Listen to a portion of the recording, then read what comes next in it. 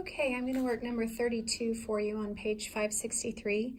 This is a vertical motion problem, and I've written the vertical motion model up here for you.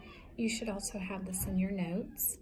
The problem says a cricket jumps off the ground with an initial vertical velocity of 4 feet per second.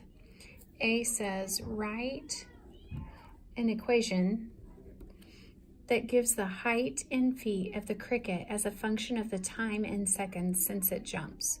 So basically we're going to use this equation and fill in our known information. So we'll have height equals negative 16t squared plus our initial vertical velocity is 4t, and we're starting from the ground, so we're just going to leave off the s because it would be plus 0. And we don't need to add a 0 onto the end. So this is actually the equation you'll use in A. And then for B, it says after how many seconds does the cricket land on the ground? So the cricket started on the ground, and then we want to end at a height of 0 because he'll be landing on the ground. So put a 0 in for height, negative 16t squared plus 4t.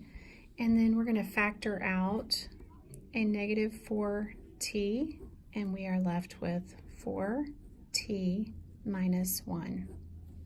When we do that, we realize that either this factor or this factor has to equal 0. If we set this equal to 0, we're going to find out that t equals 0. And we know that indeed at 0 seconds, the cricket is on the ground. So that one's true, although that's not the one we're looking for.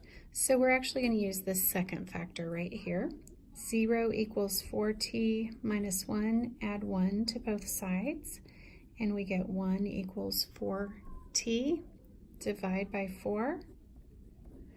And so our answer is that t equals 1/4 of a second, which is actually 0.25 seconds. And that would be our answer for B.